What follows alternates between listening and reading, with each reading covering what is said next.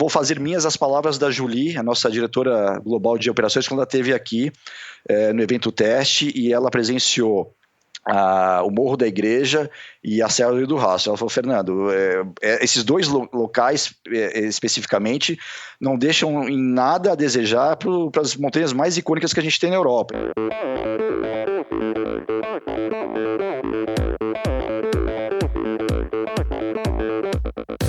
Oi, eu sou a Fernanda Keller. Eu sou o João Amoedo. Sou Poliana Kimoto. Aqui é o Murilo Fischer. Aqui quem fala é Ronaldo da Costa. Olá, sou Henrique Avancini. E esse é o Endorfina Podcast.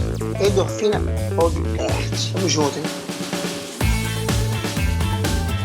Sou Michel Bogli e aqui no Endorfina Podcast você conhece as histórias e opiniões de triatletas, corredores, nadadores e ciclistas, profissionais e amadores. Descubra quem são e o que pensam os seres humanos que vivem o esporte e são movidos à endorfina.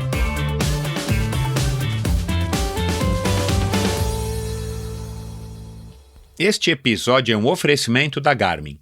A Garmin é a maior fabricante de GPS esportivos do mundo, com precisão e durabilidade incomparáveis.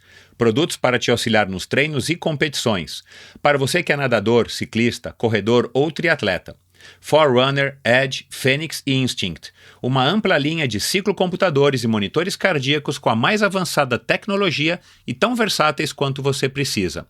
Monitores que vêm pré-configurados com mais de 30 modalidades esportivas e que medem sua pulsação direto no punho, sem o uso da cinta.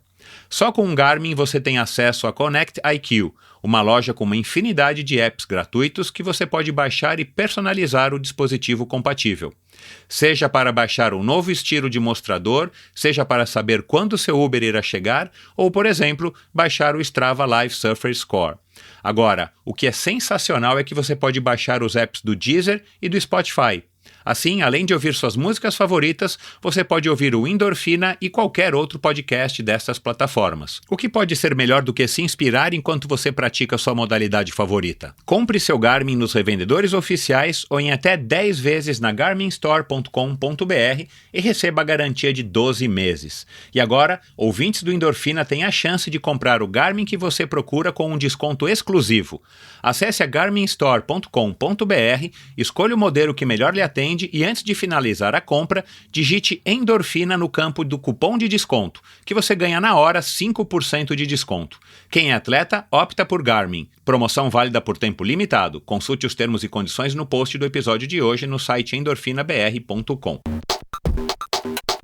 Mais uma vez, este episódio é um oferecimento da Probiótica. Por sinal, tenho certeza de que você já tem acompanhado o trabalho muito legal que a Probiótica vem fazendo, investindo não apenas na fabricação de produtos de primeira linha, é claro, mas também ao patrocinar provas e atletas. Aliás, parabéns à Probiótica pela iniciativa.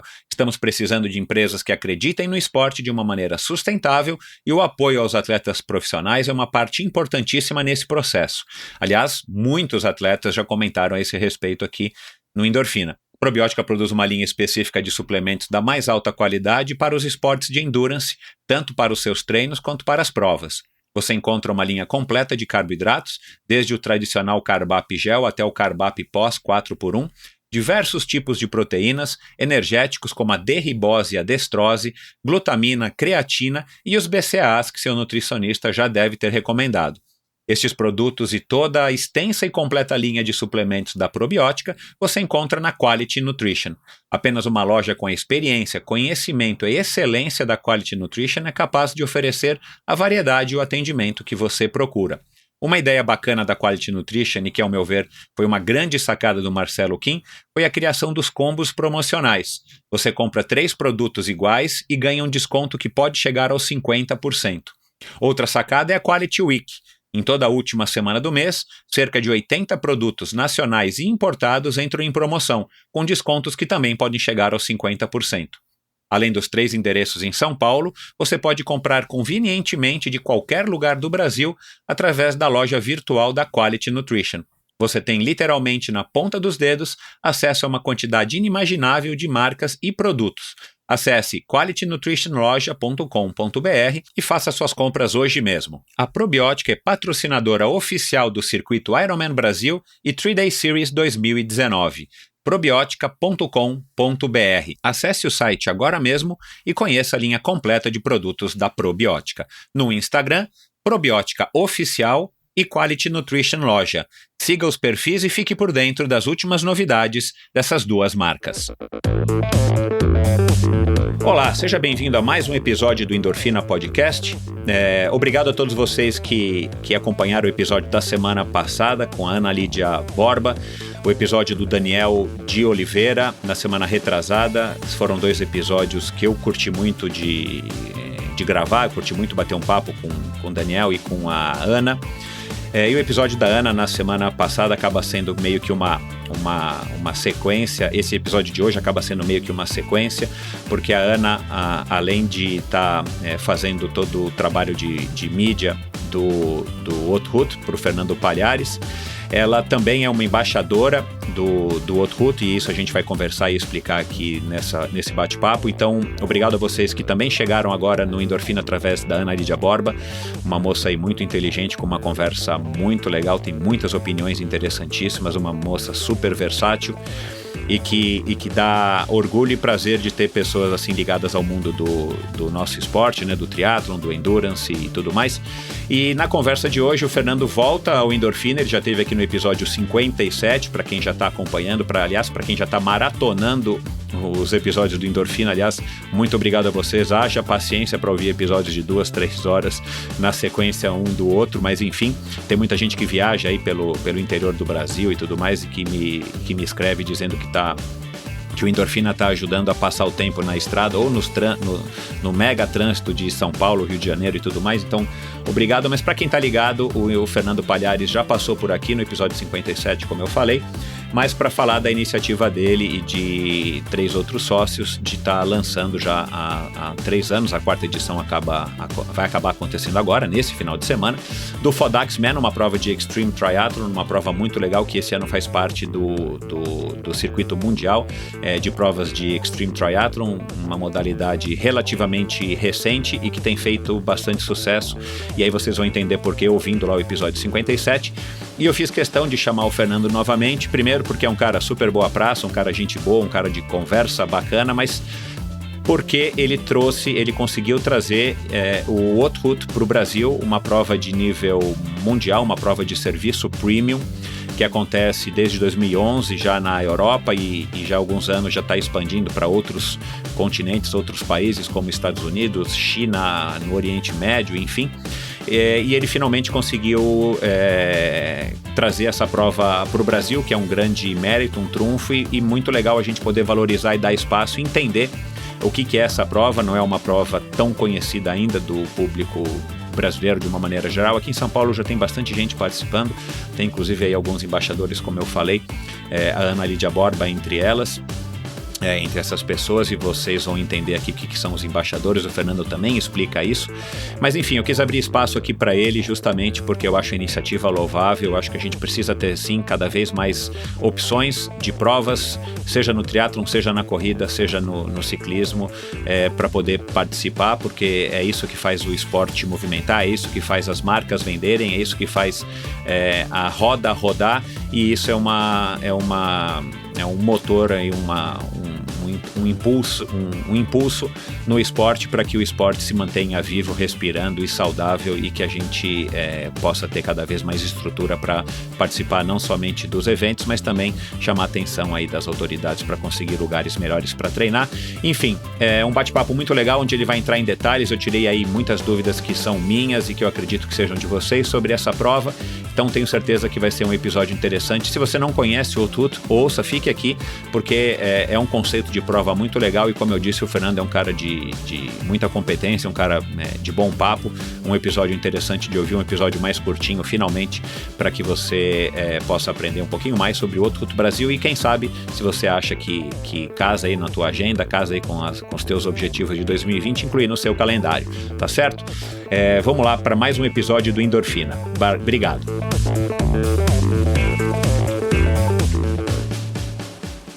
Oi, Fernando, mais uma vez, seja bem-vindo ao Endorfina.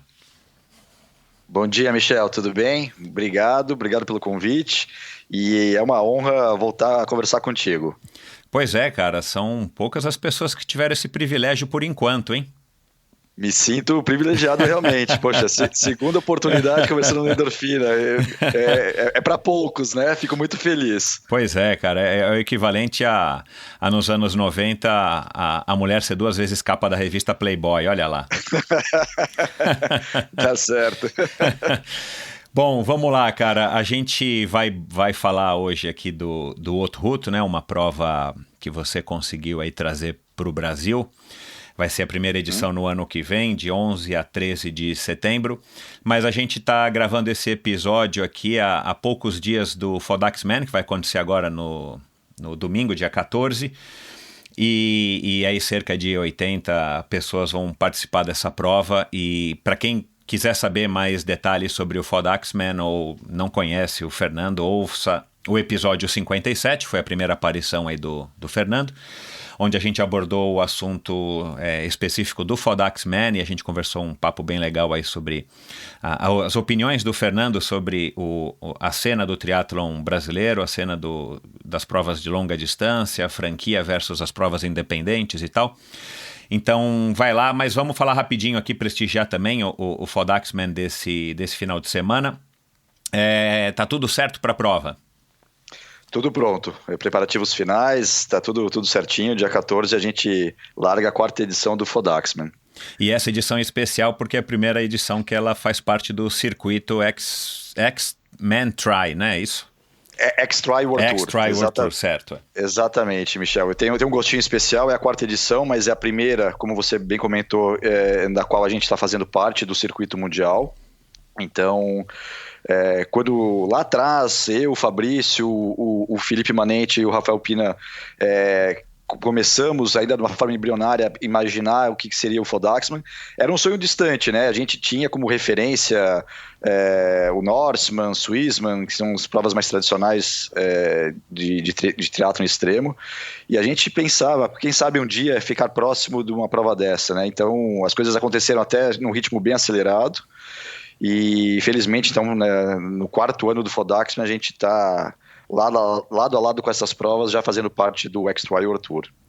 Em termos, vamos dizer assim, para quem já conhece a prova, para quem vai estar lá assistindo, participando, o que que muda? O que as pessoas vão perceber de mudança, ou não há nenhuma mudança notória fazendo parte agora do X-Tri World Tour?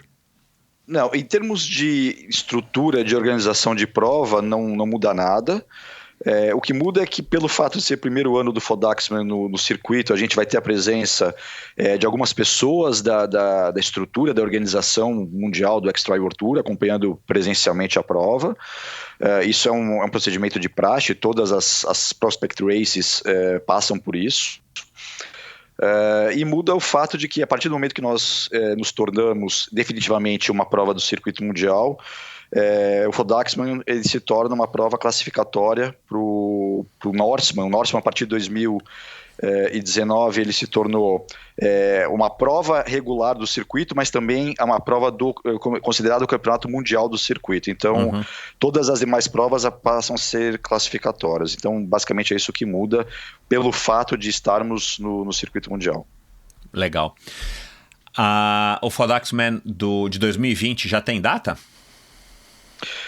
Não tem uma data definida, mas historicamente a gente sempre faz no segundo sábado de dezembro. Então, muito provavelmente a gente vai manter essa data para 2020. Bacana, cara. Então vamos lá, boa sorte aí todo mundo que vai participar, boa sorte para vocês aí na condução da prova. Tomara que faça um tempo terrível, que chova, que caia granizo. Não é assim que tem que ser Extreme Triathlon? Exatamente, e foi exatamente isso que aconteceu ano passado, né, Michel? A gente chegou a ter picos de temperatura ali na região da Serra do Rio do Rastro com 35 graus, e depois na corrida armou um temporal, chegou realmente a chover granizo, não é uma força de expressão expressão, isso literalmente aconteceu. Então, para uma prova de triatlo extremo, esse é o cenário perfeito. Cara, isso é sensacional. Quanto mais difícil, melhor, né, cara? Exatamente. O atleta que vai para uma prova dessa, ele vai esperando e sabendo que vai ter perrengue pela frente. E isso, cara, eu já não me recordo se a gente abordou esse assunto, mas é uma coisa, assim, curiosa que eu observo, né, acompanhando os movimentos aí do Ironman, né, no Brasil, e depois discussões e comentários aí também ao redor do mundo, mas assim, é bizarro porque o Ironman por si só é uma distância difícil, né? Não tem como você fazer um Ironman que você fala, esse Ironman aqui foi facinho. Ele pode ter sido mais fácil do que uma outra prova, mas não é uma prova curta, não é uma prova simples. Mas é curioso, cara, como as pessoas, de uma maneira geral, buscam as provas que são menos difíceis, né? Então, existe, né, por exemplo, essa história de Roth, por exemplo, que é uma prova que não é tão difícil quanto, por exemplo, o Havaí, né? E ela é tão famosa, quase tão famosa quanto, né? Então, as pessoas, enfim, falam, eu quero ir para Roth porque eu quero fazer o melhor tempo. Florianópolis, né? Uma prova que fez um sucesso danado, justamente porque dá para fazer tempos legais, não à toa que o recorde mundial da distância tá lá, né, o melhor tempo.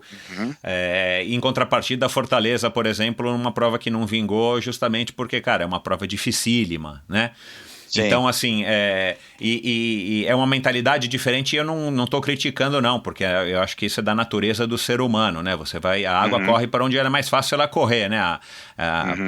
Enfim, quando eu fazia corrida de aventura, quando a gente achava alguma trilha no meio do mato, a gente sabia que a trilha era o jeito mais fácil de andar, não somente porque já estava aberta, né? Por mais fechada que ela fosse, mas porque a gente sabe que as pessoas que abriram aquela trilha fariam o caminho mais fácil de você passar por aquela montanha, ou enfim, né? E no Extreme Triathlon já parece ser diferente, né? As pessoas já têm essa vibe de, cara, vamos lá para sofrer mesmo e quanto mais difícil for, melhor. Eu acho interessante isso, né, cara? Como são duas óticas sobre praticamente o mesmo objetivo, ou a mesma imagem, né? Exatamente, e é interessante, Michel, porque existe, obviamente, não é uma coisa estruturada, é muito sutil, mas existe uma certa competição saudável entre as provas do circuito do X-Tri World Tour para ver qual que é a prova mais dura, né? Então, a lógica é exatamente o inverso, né? Então, cara, é curioso e muito legal, né? Porque, de novo, aquilo que aí, assim, a gente conversou isso lá atrás. Oferece mais opções aí dentro desse cardápio de desafios que a gente hoje, enfim, no mundo moderno tem à disposição, né? Então, o cara escolhe se ele quiser fazer uma prova não tão difícil, mas ainda assim difícil, ele pode fazer um Ironman X qualquer, ou ele pode ainda optar por uma prova como essa, ou se não, como o Daniel de Oliveira, né, que há poucos episódios aqui atrás, resolve fazer 20 vezes o Ironman, porque um Ironman só ou 3 Ironman não é difícil o suficiente, né? Inacreditável, aí faz parecer o Fondrax numa prova fácil, né? Cara, eu quero só ver, Fernando, quando é que vão lançar o duplo Deca ou Deca Extreme, né? Então, cara, aguardem, porque já alguém vai inventar esse negócio de fazer, sei lá onde, tem que encontrar, sei lá, no meio da Amazônia, cara. Enfim, fazer um duplo Deca ou um Deca Extreme, eu não acho que tarda para chegar alguém com essa ideia maluca, quem sabe lá na própria Noruega, né, no berço do Norseman. Eu acho uma questão de tempo somente, isso mais cedo ou mais tarde vai acabar acontecendo. Pois é, mas vamos lá, cara, muito bacana a iniciativa, por isso que eu resolvi bater esse papo aqui com você. Eu participei ali do lançamento do Letap, não sabia nem do que se tratava quando eu fui convidado. Na verdade, eu achei que o Letap ia ser uma prova, ia ser um evento lá fora ainda, né? E eu fui chamado para essa reunião. E logo fiquei super contente, porque eu acho que isso só agrega pro esporte brasileiro, principalmente, claro, aqui estamos falando do ciclismo. E o Letap abriu as portas aí para o mundo. Depois do Letap veio o Gran Fondo, né? Várias outras provas nacionais pequenas aqui em São Paulo e região, em Minas, se eu não me engano, tem também. Estão tentando seguir esse caminho de criar provas que fogem da tradicional prova de ciclismo, que até agora eram apenas organizadas pelas federações, pela Confederação Brasileira de Ciclismo, e que continuam, né? Mas são provas que eles dividem em federados, não federados, né? Que tem as equipes profissionais ou semiprofissionais do cenário brasileiro participando e que também são legais, mas cá entre nós elas carecem de estrutura, elas carecem de patrocínio, elas não têm uma abordagem em nível de organização tão profissional quanto essas provas que eu acabei citando.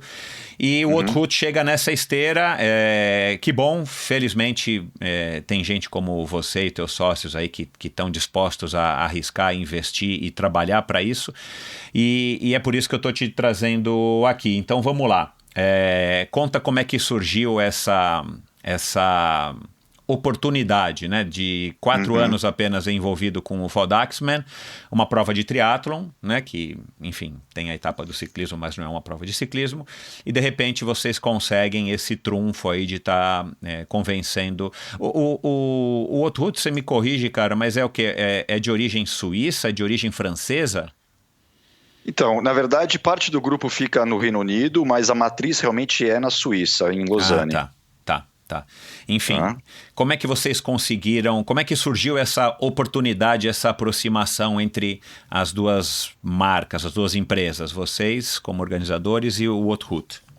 Então, é uma história interessante, mas antes deixa eu até dar um passo atrás e comentar um ponto que acho que é muito importante reforçar, Michel. Eu tive que fazer toda uma mudança de mindset, né? Eu tinha o mindset de prova de triatlo extremo, organizando o FODAXMAN e tudo mais, e o Othut é uma pegada completamente diferente, tanto que a gente tem estruturas completamente apartadas, eu tenho sócios diferentes, então os meus sócios no FODAXMAN não são os mesmos do Othut, porque uma é uma prova de triatlo extremo, né? Então a dificuldade faz parte da prova. O Othut tem uma perspectiva completamente diferente. Ela tem que ser uma prova desafiadora, mas em momento algum ela tem que ser uma prova extrema, né? Então essa mudança de mindset foi super importante. E contando um pouquinho então como que começou, o Othut ele começou já há alguns anos, há 2-3 anos atrás, um processo de expansão. Eu acho até que vale a pena entrar um pouquinho mais no detalhe aí da história. A primeira edição do Othut aconteceu em 2011. Isso, de uma prova de 7 dias, que é o Othut Alps. Isso. Que existe até hoje, é a principal prova que nós temos hoje no circuito. E aí, mais recentemente, a gente começou a trabalhar com o formato também de eventos de 3 dias. Então, hoje, dos 11 eventos que nós organizamos ao redor do mundo, 2 acontecem em 7 dias, que é o evento dos Alpes e dos Pirineus, e as demais são eventos de 3 dias que são muito mais acessíveis em termos de dificuldade do percurso, em termos de tempo que o atleta precisa ter disponível. Então, é um modelo muito mais replicável e escalável, né? E aí, por conta disso, o Othut começou um processo de expansão e, obviamente, que o mercado brasileiro estava nos planos, porque se a gente for puxar as estatísticas dos países que mais fornecem atletas ciclistas para os eventos do Othut de uma forma geral, o Brasil sempre aparece lá entre os primeiros. Então, o ciclista brasileiro já tem esse hábito de participar de eventos do Othut ao redor do mundo. Por conta disso, já existia então por parte da estrutura mundial o interesse de entrar no mercado brasileiro, e para minha sorte eu tenho uma pessoa, uma amiga, uma conhecida, que ela é uma amiga em comum com o do CEO do Othut Mundial. Então ela acabou fazendo a ponte. Eles tinham o interesse de ter alguém que preferencialmente fosse atleta, para entender realmente a perspectiva do atleta. Isso para eles era uma questão muito importante. Que não tivesse um portfólio de eventos muito abrangente, para que evitasse que o Othut fosse somente mais uma prova para esse organizador local. Então, enfim, a gente acabou conversando, os perfis acabaram se encaixando, e foi um processo relativamente rápido. A gente começou isso no início do ano e em agosto já tinha tudo definido. Então foi assim que eu acabei me aproximando, e na verdade até um ponto interessante, assim, uma história curiosa. A primeira vez que eu fiquei sabendo do Othut foi em 2013, 2013, se eu não me engano, porque o meu irmão estava em viagem, ele estava em Nice, e por coincidência, naquele dia que ele estava em Nice, era a chegada do Othut Alps. Então ele me mandou uma série de fotos e de vídeos, então foi o primeiro contato que eu tive com o Othut, e não imaginava que depois de alguns anos eu me tornaria um organizador do evento do Othut Brasil. Pois é. Você chegou a participar de algum já? Esse ano eu tive no Othut de Bormio, na Itália, no norte da Itália, e participei mezzo como atleta, mezzo como organizador. Eu dividi parte dos dias como fazendo parte aí da estrutura de organização e parte como atleta. O meu irmão participou, se eu não me engano, em 2017 ou 2016 da edição dos Alpes, e aqui em São Paulo já estava pegando aí popularidade e tal. Ele foi com a turma do Igor Lagens e não sei o quê, e adorou, né? Realmente, enfim, a prova é fabulosa, e esse é o grande conceito do Othut, e eu queria que você falasse um pouco disso. É uma prova onde, eu não sei se isso é um slogan, enfim, mas assim, durante uma semana ou 3 dias, né, mas naquela época meu irmão participou dessa de uma semana, você tem uma assistência total fora da prova, dentro da prova, então você é como se você estivesse vivendo na pele de um ciclista profissional de um Pro Tour. É isso o conceito. Exatamente, Michel. Hoje o Othut é considerado o evento de ciclismo amador de maior prestígio no mundo. E esse prestígio ele foi conquistado muito em função dessa questão que você comentou. A gente cria toda uma estrutura para que o atleta se preocupe única e exclusivamente em pedalar. Ele vai ter toda uma estrutura de apoio que ele só encontraria num evento profissional. E a gente valoriza muito a questão da experiência do atleta também no momento que ele está fora da bicicleta. Como são eventos de alguns dias, né, de 3 ou de 7 dias, o atleta, de certa forma, ele fica imerso durante todo esse período no evento. Então, a gente valoriza e cria todo um ambiente, uma estrutura para que não só ele tenha essa perspectiva de que ele estaria com uma estrutura de um evento profissional, de um ciclismo profissional, mas também uma série de outras ações que a gente promove para que esse período seja de 7 ou de 3 dias seja realmente vivido com intensidade, né? Desde happy hour com os atletas, e que é o momento que eles fazem um networking bastante interessante, e isso eu acho um ponto que vale a pena a gente mencionar. O perfil do atleta que participa do Othut é um atleta aí na faixa dos seus 40, 45 anos, normalmente eles têm têm posição de direção, são CEOs, são executivos de grandes empresas, então eles usam também o ciclismo como não só como uma atividade esportiva, mas também uma atividade de networking, e a gente acaba de alguma forma estimulando isso também nos nossos eventos. Muito bacana. O Othut começou em 2011 com Alpes, como você falou, depois eu acho que a lógica foi que partiu para o Pirineus. Ele chegou até nas Dolomitas, né? Porque eu dei uma olhada agora no site do Othut. O das Dolomitas hoje, quer dizer, hoje não, né? 2020, o calendário 2020, ele é só de 3 dias, mas ele chegou a ter um de 7 dias, não era? Chegou a ter de 7 dias nas Dolomitas, e também tivemos de 7 dias nos Estados Unidos. Hoje nos Estados Unidos tem somente eventos... Isso, exatamente. Aí hoje nós temos alguns eventos nos Estados Unidos, mas todos eles de 3 dias. Bacana. E para o ano de 2020, enfim, é muito bacana, né, cara, esse processo aí de expansão, é legal a gente acompanhar. Eu dei uma olhada no site de vocês, Oman, no Oriente Médio, né? São 2 provas nos Estados Unidos, inclusive a prova de Asheville na Blue Ridge Parkway. Eu pedalei lá quase que ela inteira uma vez, cara, é sensacional. Ela fez parte há muitos anos atrás do finalzinho do Race Across America. Enfim, uma estrada sensacional, fabulosa. Aí tem na China, que deve ser espetacular, tem nas Dolomitas, né? Na Itália, tem na Suíça, claro, tem que ter lá, e ano que vem vai ser em Crans-Montana. Tem a do Brasil, que, muito orgulho ter a prova aqui, aí a gente vai falar agora do percurso. Tem no Mont Ventoux, na França, e tem uma no México. Não lembro agora qual é o nome lá da cidade, mas tem uma no México. Cara, já são 9 localidades, né? São 9 provas de 3 dias, as 2 de 7 dias, e ainda tem esse modelo que eu não sabia que existia, eu acabei descobrindo aí antes da gente começar a gravar aqui, quando eu estava pesquisando um pouco, são as provas compactas. São provas curtas que acontecem em paralelo às provas de 3 dias, não é isso? Exatamente. Na verdade, o percurso ele é compacto com o intuito de fazer com que aquele atleta que tem o desejo de participar de um evento do Outroute, mas por alguma questão, seja de uma limitação de condicionamento físico ou algo semelhante, não conseguiria encarar o percurso original. Então ele tem a opção de se inscrever para o percurso compacto, em que basicamente ele vai ter a maior parte do trecho idêntico ao percurso original, mas ele vai ter uma distância um pouco reduzida e uma redução também no ganho de altimetria. Então a gente procura ao máximo manter o mesmo trajeto do percurso original, e aí normalmente a penúltima e última montanha a gente acaba excluindo para que ele não tenha uma exigência em termos de condicionamento físico tão grande quanto do percurso original.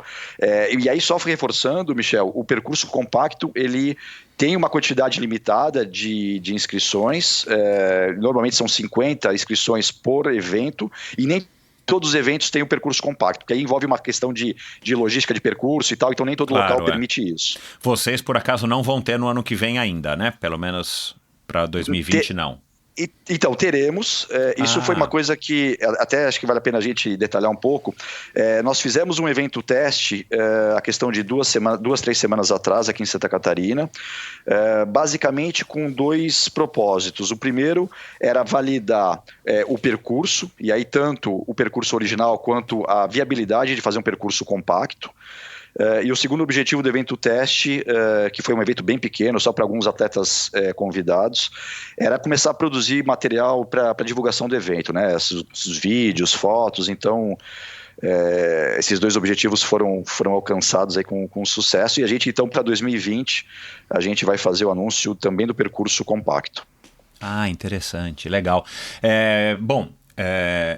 Qual é a distância do percurso integral, sei lá, o percurso total das 3 etapas do ano que vem? Vamos lá, a primeira etapa, que acontece no dia 11 de setembro, ela vai ter o percurso original, tá? 93 quilômetros e 2.250 metros de ganho de elevação. A segunda etapa são 114 quilômetros, então é a nossa etapa rainha, com 2.900 metros de ganho de elevação. E a terceira etapa, eu não sei se você sabe, Michel, mas nos eventos de 3 dias, a terceira etapa do Outroute sempre é um contrarrelógio individual. Exatamente, então é uma etapa curta, que no nosso caso vão ser 15 quilômetros com 350 metros de ganho de elevação. Bacana.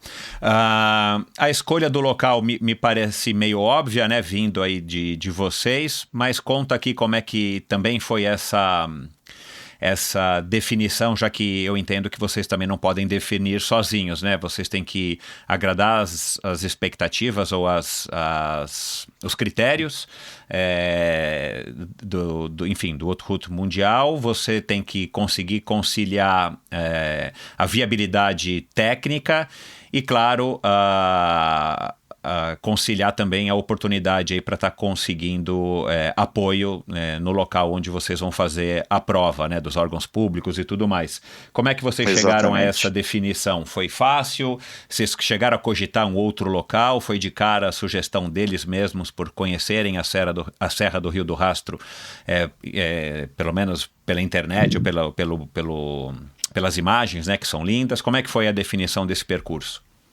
Então, essa é uma ótima pergunta, Michel, porque no primeiro momento pode parecer que é uma decisão simples, né?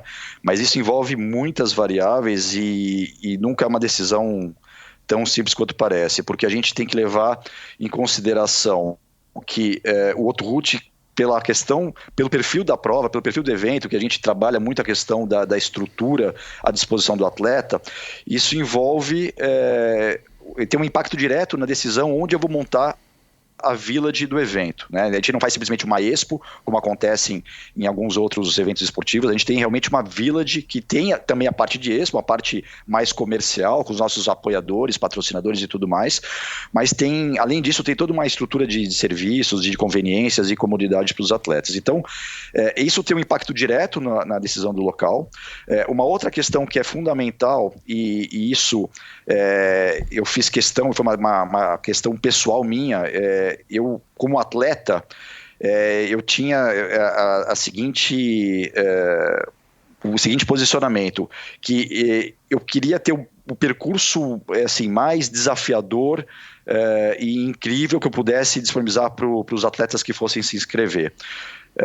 E aí, obviamente, que isso envolve algumas complexidades logísticas, porque quando a gente pensa em Santa Catarina, assim, a gente tem lugares maravilhosos para pedalar e a gente felizmente conseguiu incluir esses lugares nos percursos. Então, só para citar alguns, né? Então, na primeira etapa a gente tem como cereja do bolo a chegada no topo do Morro da Igreja. Na segunda etapa a gente incluiu a Serra do Rio do Rastro, e na terceira etapa que vai acontecer, então as duas primeiras, né, aconteceram na Serra Catarinense, a terceira e última aconteceram em Florianópolis.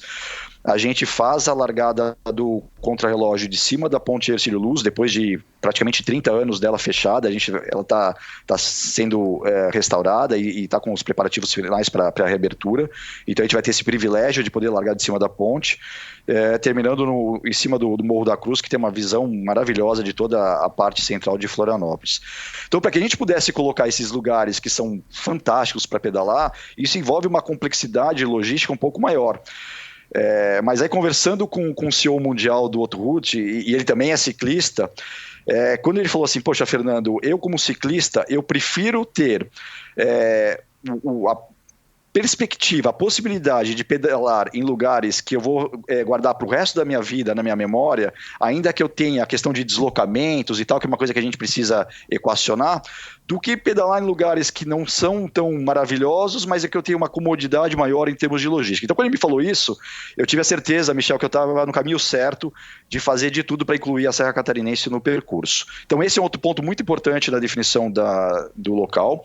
Uma outra questão muito importante é a questão do calendário, né? Então, tentar evitar ao máximo de conflitar com outros eventos, não só de ciclismo, mas de outros eventos esportivos de uma forma geral, porque a gente precisa de, em alguns momentos, ter vias fechadas, precisa ter o apoio do poder público, das autoridades, e a gente sabe que datas conflitantes acabam sendo muito mais complicadas de equacionar. Claro. E por fim, acho que um outro ponto não menos importante, que você também mencionou, é de ter o apoio das autoridades. Isso é fundamental. Um evento com a complexidade, com o porte do Otto Ruth, a gente não consegue fazer sem ter o apoio das prefeituras, do governo estadual, Polícia Rodoviária Militar, Guarda Municipal, Secretaria de Turismo e assim sucessivamente. Então, felizmente, a gente tem um acesso excelente com todas essas autoridades aqui em Santa Catarina, e isso é fundamental para viabilizar o evento. Esse Village, ele vai ser montado então em um local só, e no terceiro dia, que é em Floripa, aí que não tem mais Village, é isso que eu entendi? Então, isso é uma característica interessante do Otto Ruth Brasil. É o único evento de 3 dias do Otto Ruth no mundo inteiro que ele vai ter 2 cidades sede, né? Então a gente tem a primeira e a segunda etapa acontecendo na região da Serra Catarinense, então a cidade sede vai ser Urubici, e aí a terceira e última etapa acontecendo em Florianópolis, e consequentemente então a nossa cidade sede passa a ser Florianópolis. E aí vocês vão ter que mudar a estrutura, quer dizer, vão ter que ter na verdade 2 estruturas, é isso? De Village. A gente vai ter 2 estruturas, uma em Urubici e uma em Florianópolis, e aí, após a segunda etapa, a gente faz toda a parte de transfer dos atletas e respectivas bicicletas. É uma demanda nossa como organizador, de fazer toda essa transferência do público todo da Serra Catarinense de volta para Florianópolis. Então o ciclista, ele não precisa se preocupar como é que ele vai largar em Urubici no primeiro dia, e depois de 2 dias ele vai estar em Floripa, ele vai ter o translado para poder largar o contrarrelógio final. Na verdade, foi até bom você tocar nesse ponto, Michel, porque às vezes pode surgir um pouco de dúvida. Vamos pensar no seguinte, o translado, eu vou dividir ele em duas situações.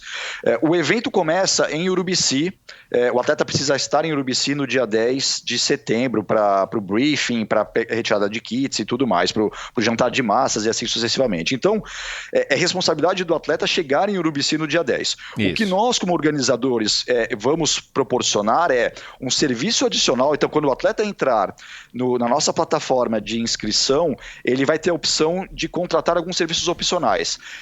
Por exemplo, pacote de acomodação, o translado do aeroporto de Florianópolis até Urubici, o seguro, se eventualmente ele quiser cancelar a inscrição dele. Então, tudo isso ele tem como serviços opcionais e ele opta ou não por contratar. Então, essa é uma parte do translado enquanto serviço que ele contrata. O translado do aeroporto de Florianópolis até Urubici no dia 10 e depois, no dia 13, após a última etapa em Florianópolis, o translado dos hotéis oficiais para o aeroporto, para que ele possa se deslocar para suas cidades de origem. Então, esse é um serviço opcional e aí o atleta ele tem a opção de contratar ou não e vai pagar pelo serviço. O que nós, como organizadores, oferecemos, e aí nesse ponto não tem custo algum para o atleta, é o translado após a etapa 2, de volta para Florianópolis, porque é um translado entre as etapas. E aí é uma responsabilidade minha de oferecer isso para o atleta, e aí com toda a comodidade, conveniência que a gente vai estar construindo isso para o atleta, e obviamente que então esse translado especificamente não tem custo entre a etapa 2 e a etapa 3. Tá. Eu estava olhando aqui no calendário, eu achei que fosse sexta, sábado e domingo, é quinta, sexta e sábado a prova então. Não, na verdade, a primeira etapa começa na sexta-feira, então é sexta, sábado e domingo, 11, 12 e 13, mas na quinta-feira o atleta já precisa chegar para pegar o kit dele, para participar do briefing, o jantar de massas, assim sucessivamente. Então o evento começa na quinta, mas a primeira etapa efetivamente, ou seja, o atleta começa a pedalar na sexta-feira. Legal. Fala um pouquinho aí sobre, você já disse aí como é que chegou a escolha do percurso, fala um pouquinho aí sobre esse reconhecimento que vocês fizeram aí agora, e eu sei que você conhece bem a região aí e tal, mas quais são os pontos altos, ou quais são as grandes dificuldades, ou mais interessante ainda, no site do Outroute já tem disponível o percurso com altimetria e tudo mais pro interessado? Ou ainda não? Quando o nosso bate-papo for por ar, com certeza sim. Legal. E aí, deixa eu até explicar como é que a gente fez todo esse processo. Nós abrimos o processo de inscrição para todos os eventos do Outroute em 18 de setembro, e aí o primeiro questionamento que surge, naturalmente, é em relação ao percurso. Nós tomamos o cuidado, Michel, de não divulgar o percurso sem ter 100% da certeza que ele estaria validado. Então, por conta disso, nós fizemos o evento teste a questão de 3 semanas atrás, e a partir daí, então, a gente começou a trabalhar todo um processo de divulgação oficial do percurso. Tá? Então, a gente tomou esse cuidado de só divulgar antes de ter a certeza que ele estava validado. Tá? Bom, então respondendo um pouquinho mais do detalhe, como que vai funcionar a questão do percurso. Sim, a gente tinha basicamente alguns objetivos, né? O primeiro é que a gente tivesse um ganho de elevação significativo, então era fundamental que nós conseguimos incluir em cada uma das etapas algumas montanhas. A segunda preocupação é com relação ao fluxo de veículos, então a maior parte do trajeto vai estar com trânsito aberto, obviamente que a gente vai estar com os batedores da Polícia Rodoviária nos acompanhando, com todos os carros do comboio da organização, mas a maior parte o trânsito vai estar aberto. Então a gente queria também ter um percurso em que tivesse um fluxo de veículos muito baixo. Uhum. E aí, obviamente, também ter qualidade de asfalto, paisagens, tudo isso que acaba contribuindo positivamente para que a gente tenha um percurso que agrade os atletas. Então, no primeiro dia, no dia 11 de setembro, a primeira etapa, nós saímos do centro de Urubici, percorremos a SC 110, que é a estrada que vai em direção à BR-282, fazemos um retorno, voltamos para Urubici, pegamos a estrada, que é a SC 370, em direção à Serra do Corvo Branco, até o final do asfalto, retornamos e então subimos o Morro da Igreja, que, como eu falei anteriormente, é a cereja do bolo da etapa 1. São 16 quilômetros bastante duros. Para quem conhece, ou para quem não conhece, né, é uma subida que ela é muito irregular em termos de ganho de percentual de inclinação. Exatamente. Então tem alguns trechos que você, ainda que você esteja indo em direção ao topo, você tem alguns trechos até em descida, mas em compensação você tem trechos batendo 20% de inclinação. Então é uma subida bastante desafiadora que demanda um condicionamento físico relativamente elevado, mas a subida, a chegada no topo, lá na área do SINDAC, que é uma área de segurança nacional, uma área da aeronáutica, e aí a gente teve toda uma série de permissões especiais para terminar a etapa lá em cima. A vista lá em cima é maravilhosa, é fantástica, para quem conhece sabe do que eu estou falando. Esse percurso, ele tá dentro do 180 do FODAXMAN? A subida do Morro da Igreja, são os últimos 16 quilômetros da corrida do FODAXMAN. Ah, claro, então, que termina no Morro da Igreja, certo. Exatamente. Então, uma parte do percurso da bike que a gente vai ter do percurso do Haute Route, ele é o início do percurso da corrida do FODAXMAN. Tá, legal. Fernando, fechar o percurso completamente é inviável, não foi uma exigência do Haute Route, porque o meu irmão comentou isso, né? Na prova dos Alpes o percurso era aberto, mas claro, os caras estavam na Suíça e tudo mais.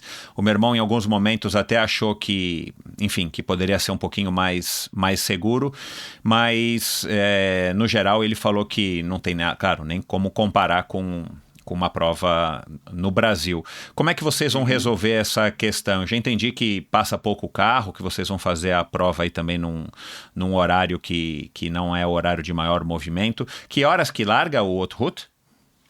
Então, depende da etapa. As duas primeiras largam às 7 horas e a terceira larga um pouquinho mais tarde, às 8h30. Desculpe, 8 horas. 8 horas. São uns 15 quilômetros só. Como é que vocês estão se preparando, ou como é que vocês estão imaginando que vocês vão resolver essa questão junto com os órgãos públicos, a polícia rodoviária e tudo mais? Tá. Bom, a questão de fechar o trânsito não é um pré-requisito do Haute Route. A gente tem essa preocupação de fazer um percurso em vias que tenha um fluxo baixo de veículos, mas não é um pré-requisito o fechamento das vias. A gente, felizmente, como eu comentei anteriormente, temos o apoio irrestrito da Polícia Rodoviária, então a gente vai estar com os batedores da polícia, eventualmente direcionando um ou outro carro que esteja no percurso, então a prioridade é para os ciclistas. A gente, respondendo a tua pergunta, a gente vai ter, a princípio, Michel, somente 2 trechos que nós vamos fechar o trânsito, tá? Um é logo no trecho inicial da etapa 1, e aí é basicamente por um excesso de zelo, porque o fluxo de carros é muito baixo, mas é um trecho sem acostamento, então a gente vai fechar por conta disso. E é largado, está todo mundo aglomerado, né? Larga todo mundo junto, então tem aquele pelotão enorme, né? Exatamente. E o segundo trecho que a gente vai fechar o trânsito é na Serra do Edu Rastro, mas puramente uma questão de segurança, porque o percurso da etapa 2, nós vamos por cima da serra, então nós descemos primeiro a Serra do Edu Rastro, e aí ela vai ser um trecho não cronometrado, os atletas vão poder descer com calma para não se colocarem em situações de risco, e aí a partir do momento que eles fizerem o retorno e voltarem em direção ao Mirante da Serra do Rastro, ou seja, fizerem o trecho de subida, aí a gente retoma a cronometragem, mas esse trecho que a gente vai fazer da Serra do Rastro, tanto a via de descida quanto a via de subida, ela vai estar 100% fechada para nós, então os atletas vão poder pedalar com total tranquilidade e segurança.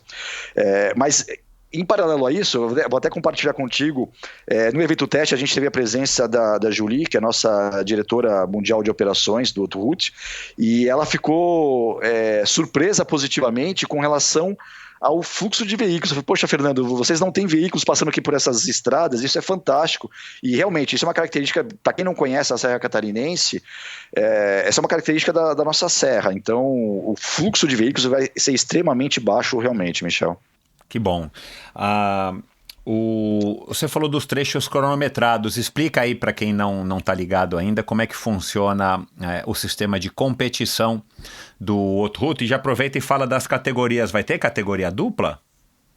Então, vamos falar sobre essa questão. Deixa eu só dar um passo atrás, acabei esquecendo de comentar contigo sobre a questão da etapa 3, que aí a etapa 3, a gente vai largar de cima da ponte Hercílio Luz e o trecho inicial, antes de fazer a subida do Morro da Cruz, vai acontecer na beira-mar. E aí esse trecho da beira-mar vai estar também 100% fechado para os atletas, porque aí sim, a beira-mar tem um fluxo enorme de veículos e aí, no caso, a Guarda Municipal vai fechar o percurso para nós, tá? Então, eu acabei esquecendo de comentar sobre a etapa 3 e vai ter sim um trecho de fluxo de veículos aí fechado, tá? Legal. Bom, então, com relação à tua pergunta, o modelo de dupla aconteceu esse ano em Bormio, na Itália, e a gente chegou à conclusão que não é um modelo que teve uma adesão muito grande. Então, para 2020, a gente não vai ter nenhum evento do Haute Route com o formato de dupla.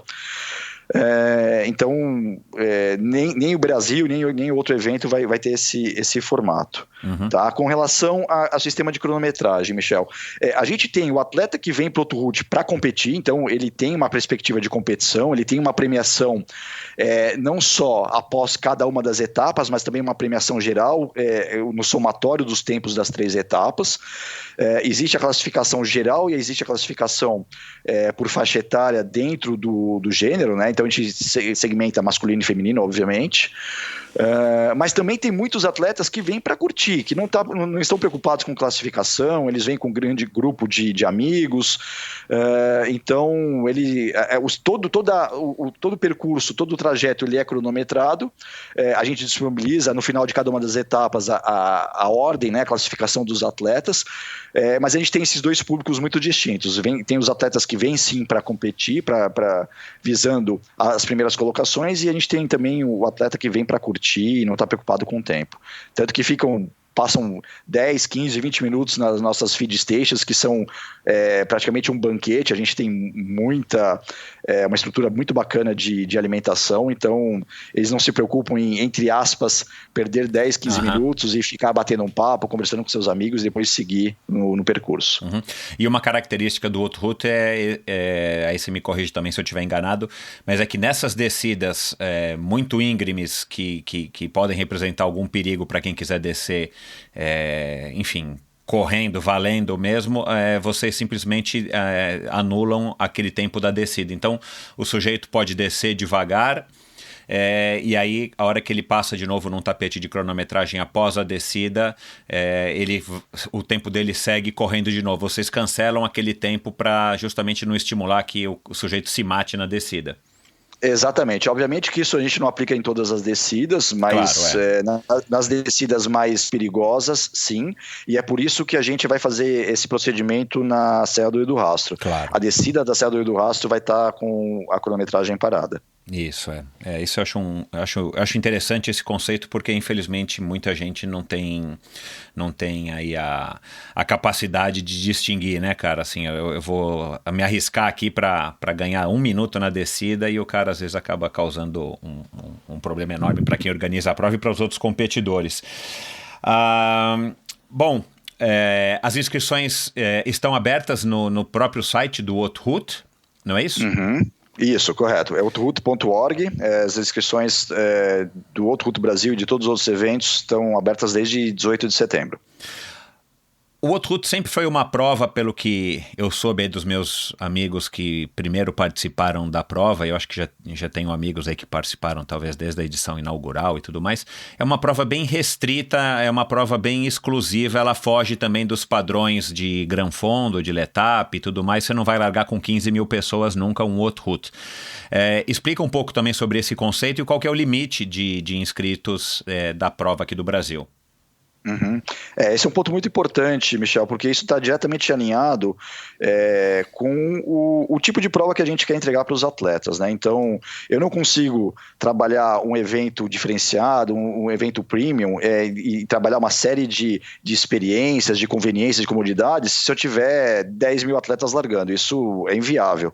Então, a gente tem um limite técnico de 500 atletas, não mais do que isso, largando no Haute Route Brasil, exatamente exatamente para ter essa certeza e a garantia de que a qualidade do evento ela vai ser preservada, né? Então, obviamente que isso se reflete no valor da inscrição, né? Então, a gente tem consciência que também é um valor diferenciado e ele é um valor que está alinhado exatamente com a nossa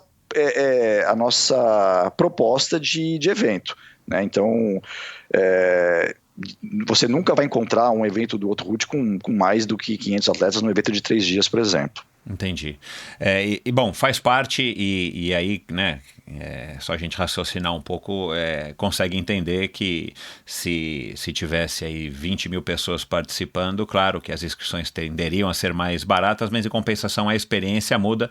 Não necessariamente seja ruim, porque aí cada evento, né, e cada competidor escolhe o que quer participar ou o que quer ter, né? A gente pode usar aí como exemplo a São Silvestre, né? É uma prova que cresce a cada ano e as pessoas buscam, e claro, não tem nada a ver com uma prova de luxo, uma prova exclusiva, mas tem uma grande festa e tem gente que procura isso, e de novo, por isso que eu acho que o conceito do Outro Route chegando aqui no Brasil, ele só vem agregar justamente porque é um serviço premium, é uma prova diferenciada, num percurso que, enfim, é fabuloso, né? Ainda não tive aí, mas eu vou estar em breve e com certeza vou participar dessa prova, porque eu acho que todo mundo que curte pedal tem que participar, tem que pedalar uma vez na Serra do Rio do Rastro, e pedalar com essa estrutura que vocês vão oferecer, cara, não tem coisa mais legal, né, do que você poder participar de uma prova com esse nível aí de conforto, do ponto de vista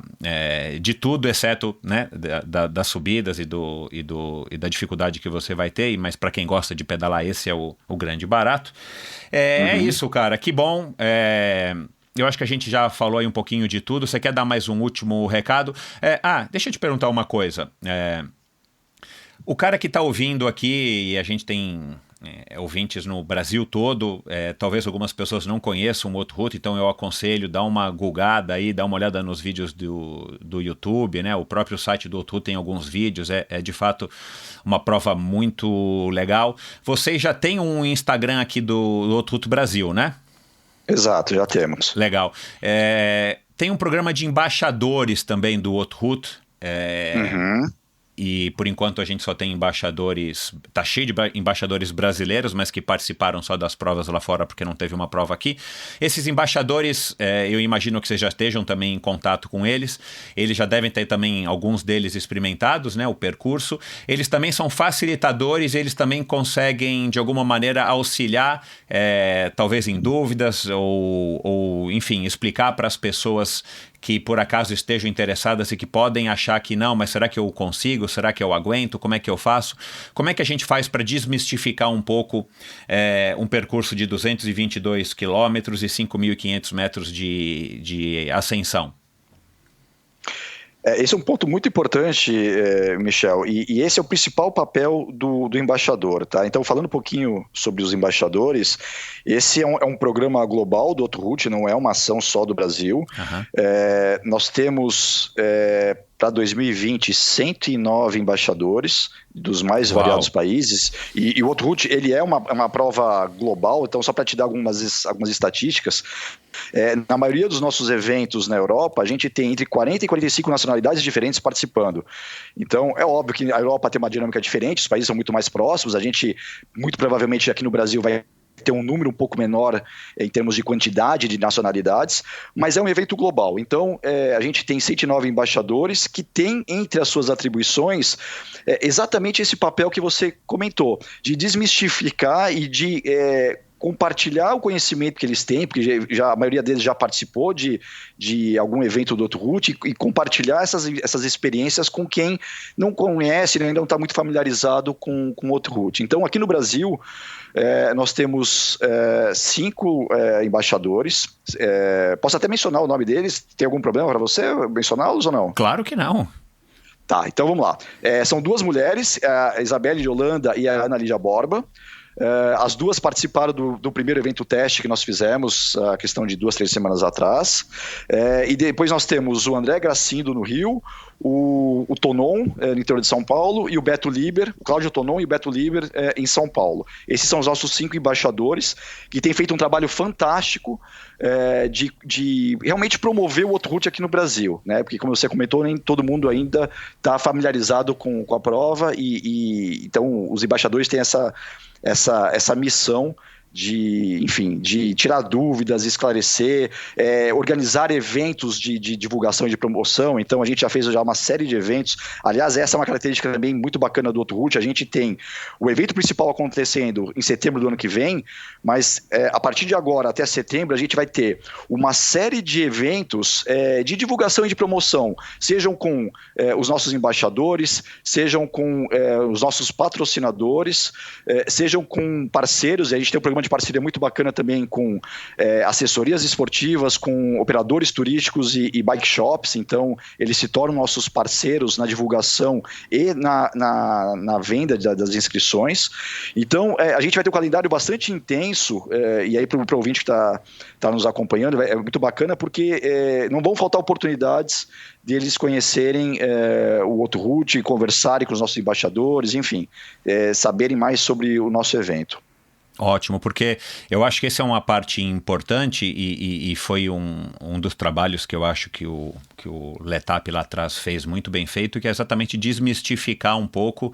Claro, o cara não pode começar a pedalar semana passada e querer fazer a prova, né, no dia seguinte, mas é uma prova viável para qualquer ciclista aí que tenha o mínimo de preparo. E claro, hoje em dia com a febre aí das assessorias e com os clubes de ciclismo proliferando aqui no Brasil, também é interessante que a pessoa procure aí algum tipo de orientação para que possa curtir uma prova dessa, né? Porque aí é um desperdício o cara investir tempo treinando, dinheiro e tempo ausente da família para ir para um evento desse e sofrer e, enfim, né? E não curtir os momentos que uma prova dessa, que o pedal proporciona num lugar maravilhoso como a Serra Catarinense. Bom, Outro Route Brasil, como é que é o nome do Instagram, Fernando? Outro Route Brasil, Outro Route _ Brasil. Ah, tá, Outro Route _ Brasil, vou colocar o link no post do episódio de hoje. Para terminar, você... O que, claro que você é suspeito para dizer, mas faz aqui um convite para a galera, por que as pessoas deveriam experimentar o Outro Route Brasil em 10 a 13 de setembro de 2020.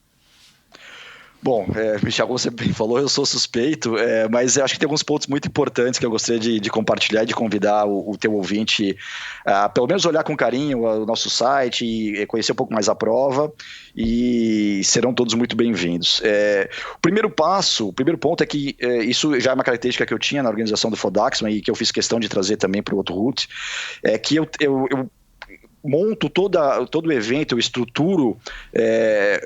estruturando o Outro Route na perspectiva de atleta. Eu sou atleta, então eu sei o que um atleta espera quando ele se inscreve para um evento. Então isso eu acho que é um ponto muito importante, isso eu sei que acaba fazendo diferença nos detalhes.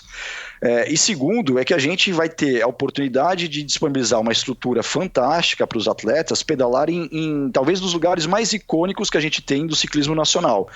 E vou fazer minhas as palavras da Julie, a nossa diretora global de operações, quando ela esteve aqui no evento teste, e ela presenciou o Morro da Igreja e a Serra do Rastro. Ela falou: Fernando, esses dois locais especificamente não deixam em nada a desejar para as montanhas mais icônicas que a gente tem na Europa. Então, quem ainda não teve oportunidade de pedalar nesses dois locais, é uma oportunidade de ouro de você fazer isso com toda uma estrutura de conveniência, de comodidade à disposição, né?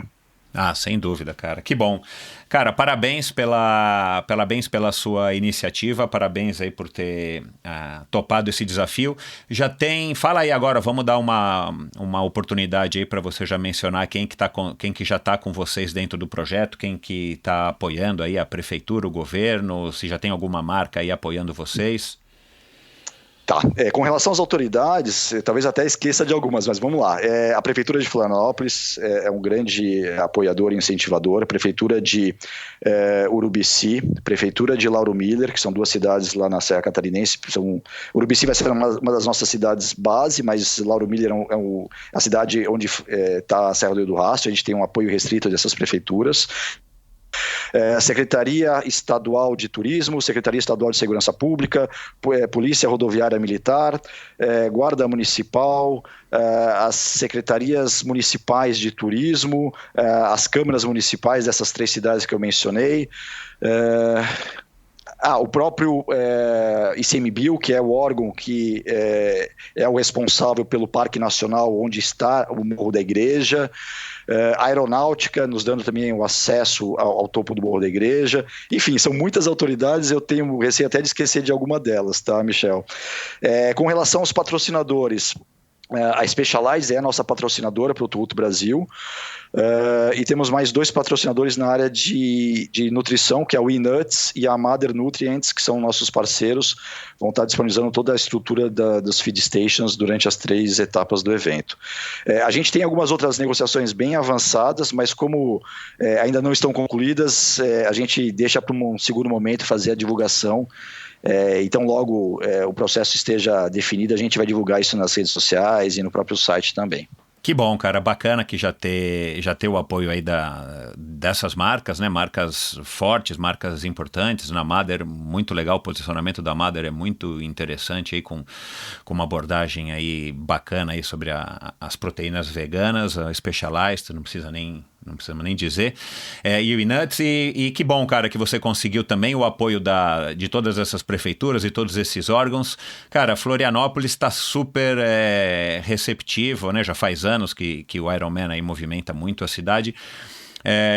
Você acha que a história aí do Ironman também serviu, o Ironman de Floripa também serviu para abrir os olhos aí das prefeituras, né? Claro que já mudou de prefeito aí várias vezes, mas para abrir oportunidade, abrir brecha para que os eventos esportivos se proliferem aí na cidade. Com certeza deve ter milhares de outros eventos aí também de surf, acredito que de tênis por conta do Google e tal. Você acha que também teve alguma influência? Porque, cara, dá até inveja, né? Tudo bem que São Paulo tem bastante coisa, Rio de Janeiro tem bastante coisa, mas o fato de ser uma cidade tão icônica, uma cidade bacana, uma cidade bonita, uma cidade privilegiada aí do ponto de vista natural, também ter bastante eventos esportivos e icônicos como o Ironman e agora o Outhoot, que se der tudo certo veio para ficar. Você acha que teve alguma influência? Como é que é na hora de sentar e conversar com eles? É mais fácil? Olha, Michel, eu não sei se seria mais fácil, mas é fato que Florianópolis é uma cidade com uma vocação esportiva muito forte e nesse cenário o Ironman tem um papel fundamental, isso é inegável. Eu acho que sim, isso acaba influenciando positivamente na visão e na perspectiva das autoridades. Eles entendem o quão benéfico é para a cidade e para a comunidade ter um evento desse porte acontecendo, então isso de certa forma facilita. Mas aí eu tenho que fazer aqui um parênteses. Isso também tem um papel fundamental do meu sócio, que ele tem um acesso fantástico junto às autoridades, ele é desse meio de entidades empresariais aqui de Florianópolis, então isso certamente abriu muitas portas para a gente chegar com um evento do tamanho, da magnitude, da complexidade que na organização do Outhoot. Então, eu acho que foi aí a combinação de vários fatores que acabaram sendo muito favoráveis. Que show. Cara, então ótimo, muito obrigado, Fernando, boa sorte, as inscrições estão abertas, as inscrições são limitadas, atenção, tem mudança de lote ou o valor é único, é dolarizado, como é que funciona no caso do Outhoot? Então, o valor é único. Quando o atleta ele entra na plataforma mundial do Outhoot, ele tem a opção de escolher o pagamento em euro ou dólar, então o valor está vinculado à moeda estrangeira. As inscrições, como você comentou, estão abertas. A gente tem um acompanhamento de lotes, mas não há mudança de valores. Então, O primeiro lote a gente já concluiu, felizmente. E como você falou, são no máximo 500 inscrições. No caso do percurso compacto, somente 50 inscrições disponíveis. Então, para aquele atleta que quer participar, mas tem dúvida ainda se tem o condicionamento físico necessário, uma grande opção é acabar optando realmente por percurso compacto, e aí é um número até mais limitado de inscrições. Tá, então beleza. Não dá para esperar, né? Eu já tinha te dito isso, eu acho que vocês vão conseguir esgotar isso aí de uma maneira relativamente rápida, né? Muito embora o nosso fraco real esteja cada vez mais fraco, mas vamos lá, vamos acreditar. Legal, Fernando, boa sorte, parabéns aí pela iniciativa, manda aí lembranças aí para os seus sócios, e no ano que vem eu tô aí para competir junto aí com mais pessoas, mais 499 pessoas. Eu quero fazer parte dessa história de estar pedalando na Serra do Rio do Rastro aí com um monte de gente legal. Maravilha, tô te esperando aqui, vai ser super bem-vindo, você e os teus ouvintes também. Te agradeço novamente pela oportunidade, você é um apoiador já há bastante tempo, Michel, inicialmente com o Fodax, mas agora com o Autoroute, te agradeço de coração. Legal, cara, que é isso, é um prazer. Valeu, um abração. Um abraço.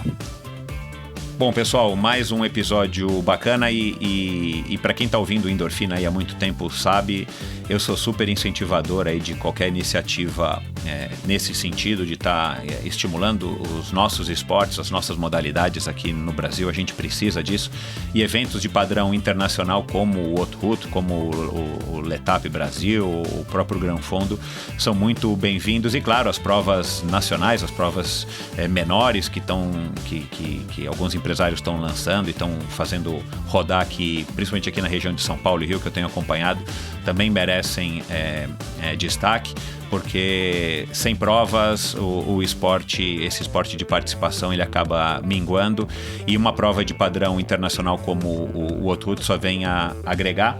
E pra mim, cara, que tô pedalando há mais de 30 anos e venho de uma época que a gente tinha muitos eventos de triatlon, não tinha nenhum evento de padrão internacional, por melhor que fossem as provas aqui no Brasil.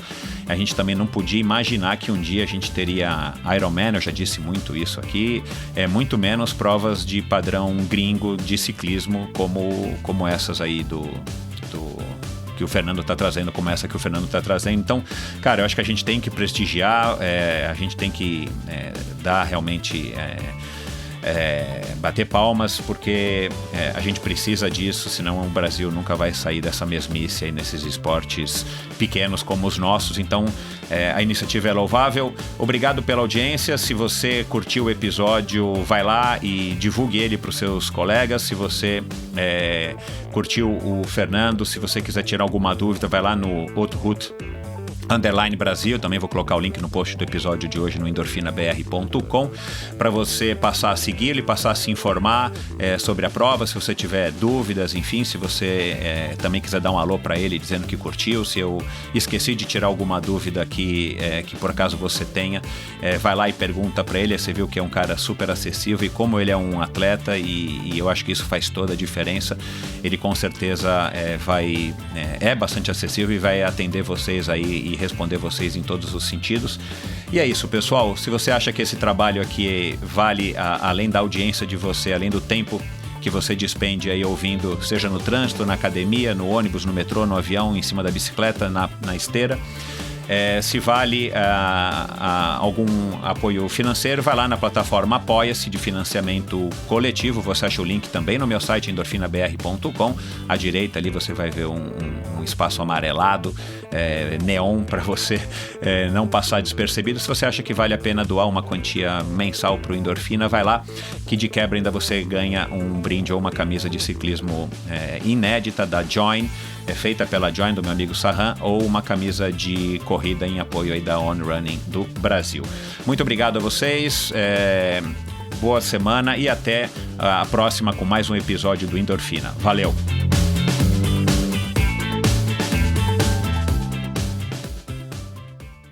Este episódio foi um oferecimento da Garmin. A Garmin é a maior fabricante de GPS esportivos do mundo, com precisão e durabilidade incomparáveis. Produtos para te auxiliar nos treinos e competições. Para você que é nadador, ciclista, corredor ou triatleta. Forerunner, Edge, Phoenix e Instinct, uma ampla linha de ciclocomputadores e monitores cardíacos com a mais avançada tecnologia e tão versáteis quanto você precisa. Monitores que vêm pré-configurados com mais de 30 modalidades esportivas e que medem sua pulsação direto no punho, sem o uso da cinta. Só com um Garmin você tem acesso a Connect IQ, uma loja com uma infinidade de apps gratuitos que você pode baixar e personalizar o dispositivo compatível. Seja para baixar um novo estilo de mostrador, seja para saber quando seu Uber irá chegar, ou, por exemplo, baixar o Strava Live Surfer Score. Agora, o que é sensacional é que você pode baixar os apps do Deezer e do Spotify. Assim, além de ouvir suas músicas favoritas, você pode ouvir o Endorfina e qualquer outro podcast dessas plataformas. O que pode ser melhor do que se inspirar enquanto você pratica sua modalidade favorita? Compre seu Garmin nos revendedores oficiais ou em até 10 vezes na garminstore.com.br e receba a garantia de 12 meses. E agora, ouvintes do Endorfina têm a chance de comprar o Garmin que você procura com um desconto exclusivo. Acesse a garminstore.com.br, escolha o modelo que melhor lhe atende e antes de finalizar a compra, digite Endorfina no campo do cupom de desconto, que você ganha na hora 5% de desconto. Quem é atleta, opta por Garmin. Promoção válida por tempo limitado. Consulte os termos e condições no post do episódio de hoje no site endorfinabr.com. Este episódio foi um oferecimento da Probiótica. Por sinal, tenho certeza de que você já tem acompanhado o trabalho muito legal que a Probiótica vem fazendo, investindo não apenas na fabricação de produtos de primeira linha, é claro, mas também ao patrocinar provas e atletas. Aliás, parabéns à Probiótica pela iniciativa. Estamos precisando de empresas que acreditem no esporte de uma maneira sustentável e o apoio aos atletas profissionais é uma parte importantíssima nesse processo. Aliás, muitos atletas já comentaram a esse respeito aqui no Endorfina. A Probiótica produz uma linha específica de suplementos da mais alta qualidade para os esportes de endurance, tanto para os seus treinos quanto para as provas. Você encontra uma linha completa de carboidratos, desde o tradicional Carbap Gel até o Carbap Pós 4x1, diversos tipos de proteínas, energéticos como a D-ribose e a destrose, glutamina, creatina e os BCAAs que seu nutricionista já deve ter recomendado. Estes produtos e toda a extensa e completa linha de suplementos da Probiótica você encontra na Quality Nutrition. Apenas uma loja com a experiência, conhecimento e excelência da Quality Nutrition é capaz de oferecer a variedade e o atendimento que você procura. Uma ideia bacana da Quality Nutrition e que, ao meu ver, foi uma grande sacada do Marcelo Kim, foi a criação dos combos promocionais. Você compra 3 produtos iguais e ganha um desconto que pode chegar aos 50%. Outra sacada é a Quality Week. Em toda a última semana do mês, cerca de 80 produtos nacionais e importados entram em promoção, com descontos que também podem chegar aos 50%. Além dos 3 endereços em São Paulo, você pode comprar convenientemente de qualquer lugar do Brasil através da loja virtual da Quality Nutrition. Você tem literalmente na ponta dos dedos acesso a uma quantidade inimaginável de marcas e produtos. Acesse qualitynutritionloja.com.br e faça suas compras hoje mesmo. A Probiótica é patrocinadora oficial do circuito Ironman Brasil e 3-Day Series 2019. probiotica.com.br. Acesse o site agora mesmo e conheça a linha completa de produtos da Probiótica. No Instagram, Probiótica Oficial e Quality Nutrition Loja. Siga os perfis e fique por dentro das últimas novidades dessas duas marcas. Obrigado por ouvir esse episódio do Endorfina. Acesse o endorfinabr.com, vá no post do episódio de hoje para conhecer um pouco mais sobre o meu convidado e alguns assuntos abordados em nossa conversa. Lá você ainda encontra todos os episódios do Endorfina e uma galeria de fotos da história do triatlon brasileiro. Se você curtiu, colabore assinando o Endorfina na iTunes Store ou Spotify e compartilhando com seus amigos. Lembre-se de enviar suas sugestões, críticas e comentários através do perfil EndorfinaBR no Instagram ou através do Endorfina com Michel Bogli no Facebook. Um abraço e até a semana que vem.